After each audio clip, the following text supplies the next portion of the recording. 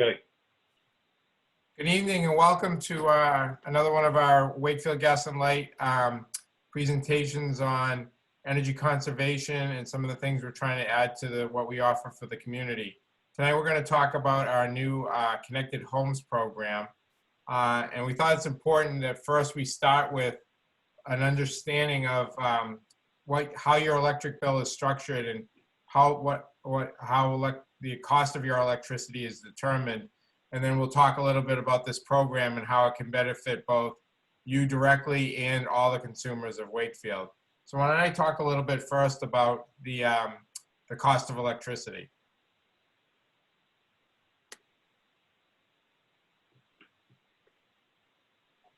So if you look at your electric bill, it's broken into three components. It has a customer charge, which pays for the metering as well as the customer service portion of our business.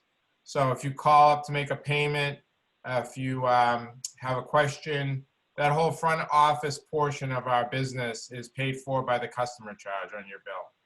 The second portion of your bill is the distribution charge. That's all the pipes and wires. That's what the crews, so that distribution charge is what pays for system upgrades, system maintenance.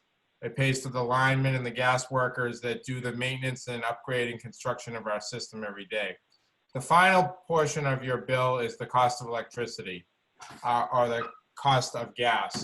That, in the case of electricity, the cost of our electricity is also broken into three separate parts.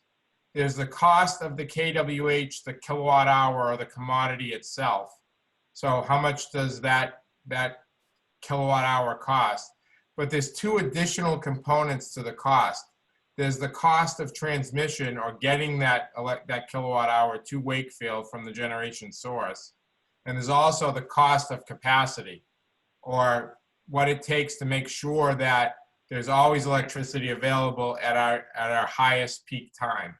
So there's three elements of what makes up the cost of electricity. The commodity is what the commodity is. It's what you use in your home. However, the cost of transmission and cost of capacity do have a component that we can take some control over.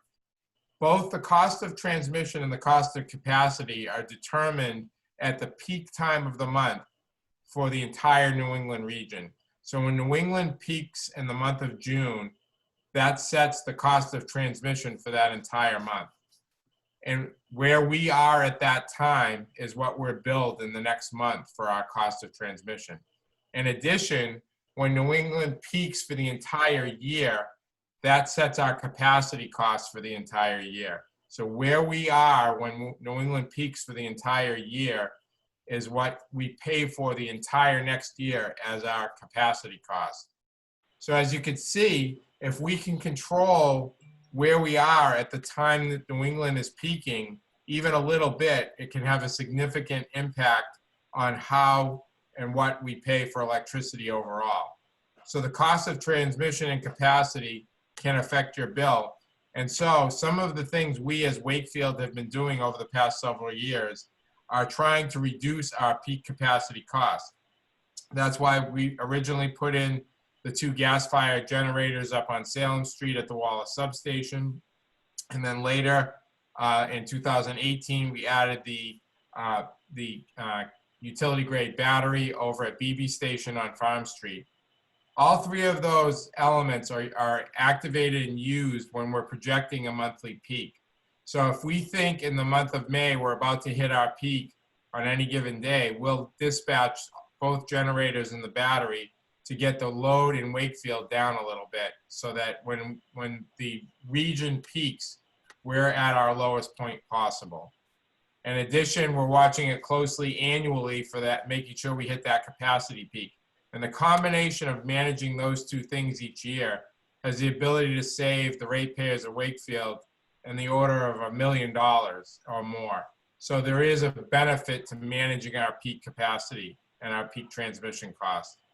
So tonight what we're going to talk about is another program that we're getting ready to roll out, which is how the consumer themselves can help manage some peak capacity by controlling some of the devices that are in their home. And we hope to keep adding to that over time, the devices that you can control and participate in this program. In exchange for that, we're willing to pay you some money for that, and you'll also see potential savings on your electric bill. So what we're talking about tonight is a program called Connected Homes, and that really empowers the residents of Wakefield to take an active role in controlling the cost of electricity, not only for themselves, but for everybody in Wakefield. So we'll start off with a little video, and then I'll introduce members of MWEC who are going to talk about the Connected Homes program. They're our partner who are actually activate and control the program, and they'll talk in detail about how the program works.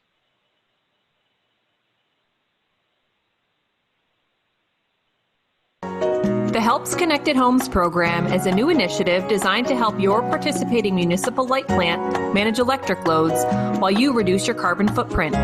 If you have a specific Wi-Fi connected device, such as an electric vehicle charger, mini split controller, electric hot water heater, or home battery, you may be eligible to participate. Simply enroll the qualifying device into the Connected Homes program, allowing your light department to make brief, limited adjustments to your usage during periods of high demand. In return, you save money while saving the planet. For more information, visit munihelps.org.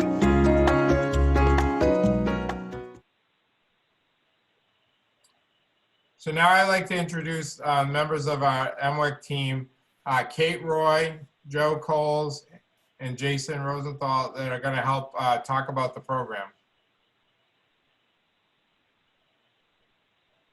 Everybody? Thanks, Pete. I hope everybody can hear me. My name is Joe Coles. I'm the Energy Efficiency Program Manager for MWEC. We help Wakefield implement a number of energy efficiency and other similar kinds of programs. And Connected Homes is really rather exciting. Up till now, energy efficiency has mostly been to just use less electricity or less gas. Connected Homes is really focused on trying to use less electricity when it really matters the most. And as Pete said, we can reduce costs in Wakefield significantly by trying to reduce those peak times of day on those peak days in the year. And no one device matters a huge amount, but collectively, they all make a difference. So the idea of Connected Homes is we take all these devices throughout Wakefield and we can work with them together to make a significant impact on energy use and therefore the cost of providing electricity to customers in Wakefield. We could probably move to the next slide.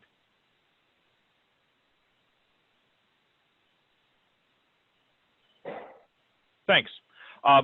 Why do you want to do it? Well, the video talked about some of the reasons. To reduce your carbon footprint. You're using less electricity, that's good, but you're using less electricity at those peak times when some of the most carbon emitting electricity generators are online. So it's really the most important time to save. It stabilizes the electric load. Those peak demand hours are the times of day in which the most electricity is used. So this allows Wakefield Municipal Gas and Light to adjust the usage of devices to manage electric load for the entire system. This helps keep rates low. And it rewards yourself. If you participate in Connected Homes, you will have the opportunity, you will be getting a bill credit every month that you participate. And we'll talk about this in more detail. And we can go to the next slide, please. So what kinds of devices? Well, we have home battery systems, and we can draw on the battery to help supply the house and the grid. Heat pump controls, and when we have a peak event, we will change the temperature 2 or 3 degrees. Not significantly, you probably won't notice it, but it makes the difference. Electric vehicle chargers during those peak events will reduce the charging capacity to reduce electric use. It brings it down to a level 1 charger. And smart electric water heaters. That can reduce the water temperature up to 10 degrees. Again, not a huge difference. I bet you wouldn't notice it, but it does make a difference when we look at a bunch of devices all together. And if we can go to the next slide. So we talked about why, we talked about what devices. Now, what's in it for you? What are the incentives? This table lists the types of devices, the manufacturers that are participating at this point, and what the monthly incentive is. We are actively looking to add additional devices and manufacturers, and those will be coming online as the manufacturers, agree to work with the system to control the devices. But right now we have batteries, EV chargers, water heaters, and mini split controllers. Any electric vehicle chargers that were supplied by Wakefield as part of the scheduled charging program, those are the chargers that customers may have gotten for free. They're not eligible to participate in connected homes until that 3-year obligation of scheduled charging is over. As soon as it's over, though, we'd certainly like to have them join connected homes and start making some money for themselves. We could go to the next slide.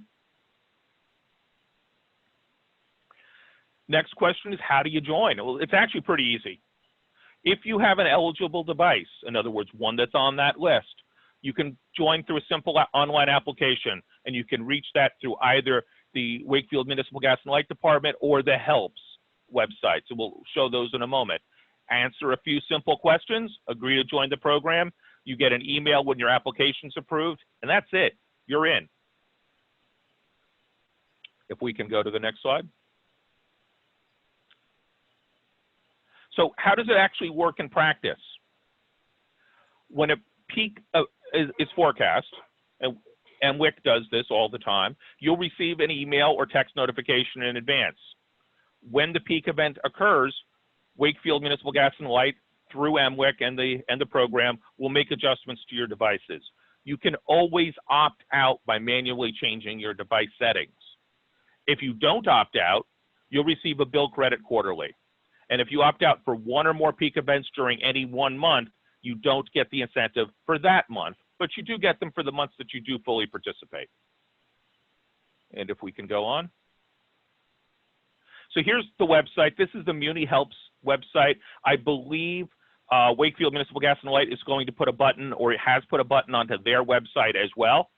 But you could go to munihelps.org, click on MLPs served, the little red arrow moved, or the little red circle rather moved. Under that, select Wakefield, and then select Connected Homes and apply online. It's actually relatively easy. And I think we can go on.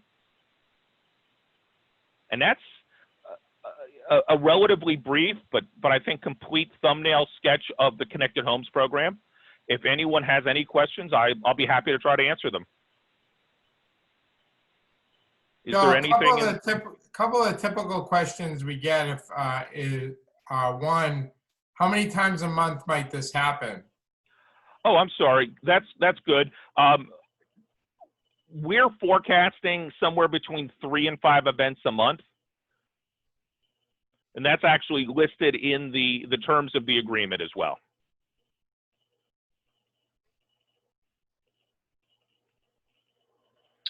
Any other questions? Are the incentives only paid out on the months that an event or events happen? Or is this just you get the incentive for being enrolled every month, regardless if there's an event or not? That's a good question as well. There are peak events every month, because the peak in one month sets some of those costs for the next month, every month. So there will always be peak events in a month. And the customer would get the incentive as long as they are participating when we call those peak events. In other words, if they don't opt out. The transmission component of that energy charge we talked about at the beginning is a monthly peak. So it's looking at the peak transmission each month. So we're looking for 12 months to hit the peak, 12 monthly transmission peaks in addition to the 1 annual capacity peak.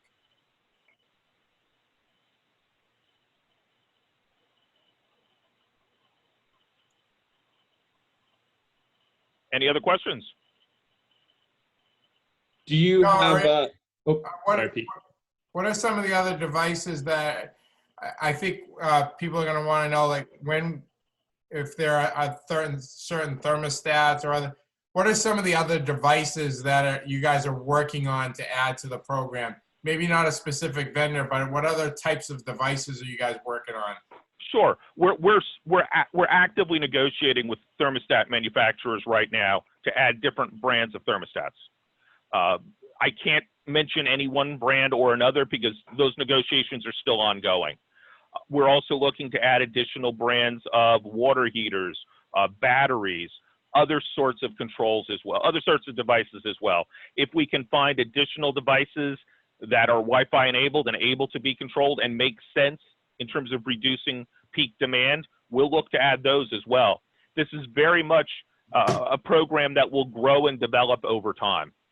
It is sort of cutting edge. It's one of the first programs of this sort, certainly in the public power sphere and among municipal utilities anywhere.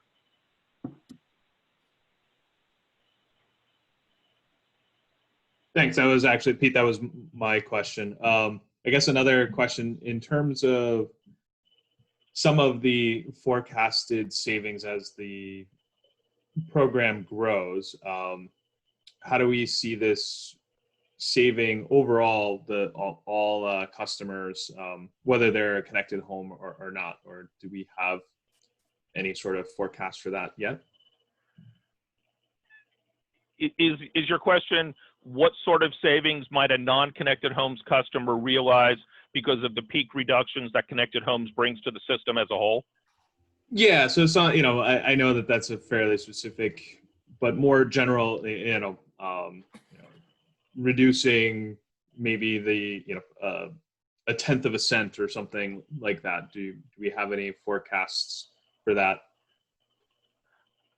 I don't think I could speculate in an actual dollar and cents terms that way. A lot of it's going to depend on how popular connected homes becomes and how many devices there are enrolled in Wakefield. But obviously, you might be able to talk about specifically at a larger scale because we do have like a benefit per megawatt of we have 5 megawatts of generation. So how much is each megawatt worth? I don't know that answer, Pete. Matt's on. He probably knows. Yeah, I don't know it specifically, but it would be very similar to what Wakefield has already put in place with the batteries and with some of the other peakers. The more devices that get connected to this program, the general transmission avoided costs and capacity avoided costs are going to rise. I don't have the exact number. I wish I did, but I apologize for that. Pete, the number's probably around $10,000 a megawatt, roughly. So if we can get, even 10% of that under control, then there's $2,500 to the bottom line, or $1,000 to the bottom line, which benefits everybody. Awesome. I guess in that same kind of thought, projecting a year from now, and as this program grows, does the program track the avoidance cost as we are activating this? Obviously the number of devices that are connected in, as that grows, will we be able to see kind of a, on a per month, and then annualized that the connected homes avoided X, capacity, transmission, and the answer to that is yes. This is Matt from MWEC. Because one of the, from the perspective of the light department, one of the key value propositions here is the light department is making certain investments. So when we rolled this program out, we did a lot of pro forma analysis to figure out when does the program get so many connected devices where the investment that the light department is making is usurped by the actual reduction in transmission and capacity costs. So that's something that we're going to be tracking on an ongoing basis to make sure that the net proposition of this program from the light department's perspective reduces cost, and then also from each individual consumer's perspective that they're also getting a benefit. So yes, that is something that we've kind of modeled out and we'll be reporting on as we go.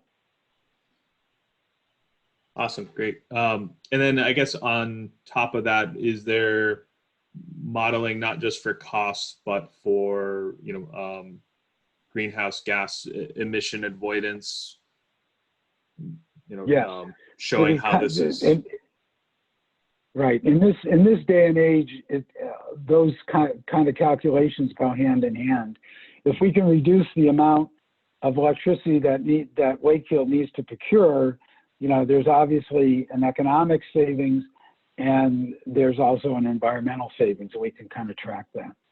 Awesome, great. Yeah, I know, like my solar panels show, you know, like the equivalent, you know, CO2 avoidance and the, you know, tree equivalent plantings that generates is kind of part of that app.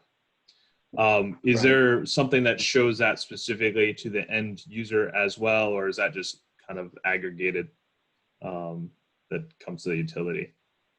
Yeah, right now there's nothing in the way the system is set up. There's nothing that automatically pushes that kind of a data to the user of the system. We can provide that to the light department, and in consultation with the light department, you know, we could make some ways that information can get pushed as well. But right now, the way the system is set up with the automation, that information is not being conveyed. Thanks. Tom, I looked up the numbers real quick for the benefit, and for 1 megawatt, again, if it was aggregated for 1 megawatt, it's about $9,000 a month on a monthly basis per megawatt, if that helps. It does, thank you.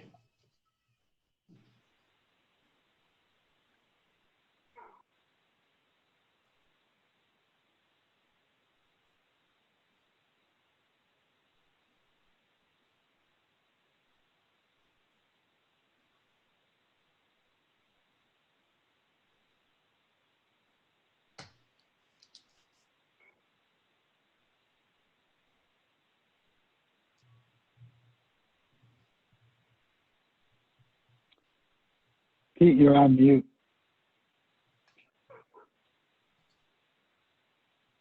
Yeah. So I think the goal tonight was to share the information about the program, and I know we didn't have a lot of people that had joined in. However, we did record this, so we're going to make it available on our website. We tried to cover some of the frequently asked questions that we anticipated.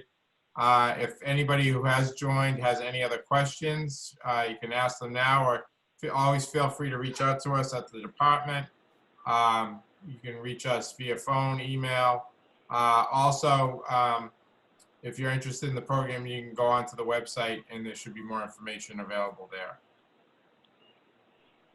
Yeah, hi, I have a question. I apologize, I came in late, and I do appreciate you guys taping this so we can I can view it again. But one of the questions I had was, it looks like the program's, you know, specifically for smart items that you can, you know, turn down during the daytime or what have you, control during the daytime.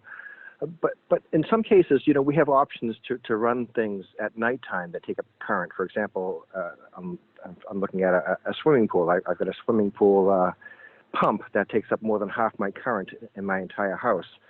I could run that at night, and would that work with this program to generate any sort of savings, or would I just be a good neighbor by doing that? That wouldn't work for this because it has to be coincident with the peak, and so you wouldn't know when that peak was until, and what MWEC is doing is following that peak directly and activating the program specifically at that time. So unless it can be controlled directly by the Connected Homes software, then we couldn't be sure whether it was or wasn't on or off at the time of the peak event. Right. Okay, I understand that, but you can certainly view the amount of power that's being used at any given time. Is that correct, or is that just only for those devices that you have insight into? Only for the devices that we would be connected through. Okay, so there's not a whole home type thing that would work with this program at the moment. Okay. No, Fair well, enough. the only way it would work, it would be like if you had a whole house battery or something like that. Yeah, I mean, I have whole house current sensing, and I can sense different things around my house, but you can't control it. I can. But yeah, whole house battery doesn't make sense for my application. Is your pool pump, is that a smart connected pump, or is it just sort No. of, okay. I just don't know if No, it's something that potentially could give feedback and say, hey, these are out there, and something that MWEC could explore. So the pump itself is not smart, right? So it's just a regular pump. But I can tell you, because I do monitor my electricity from my house, that when my electricity doubles for a long amount of time, I think it's 2K. I'm not sure exactly what it is. I think it's when it doubles, I can tell that's when my pool pump's on, as opposed to my toaster, which goes off in 10 minutes. So yeah, my equipment can detect that, but yeah, that would be the only way. And of course, as a homeowner, I can change these things. I can pump during the nighttime. I choose not to, but maybe I should, just to be a good citizen. But it'd be nice to have a savings for that, because I prefer to do it during the daytime because of the sun and chlorine and all that sort of stuff. But that's a different incentive. Does anybody else have any other questions? Well, I'd like to thank everybody that did join us tonight. And again, we've been recording this, so we will put it out on our website to be available for anybody else who might be interested. I want to thank our team at MWEC for joining us and helping create this program. Again, there's a somewhat limited number of devices today, but as Joe said, the goal is to grow that number of devices over time. And the more devices we can add and the more people that join, the more benefit we will see. So thank you very much. Thank you. Have a good night, Thanks. everyone. Thank you. Yeah, Thank you. Bye.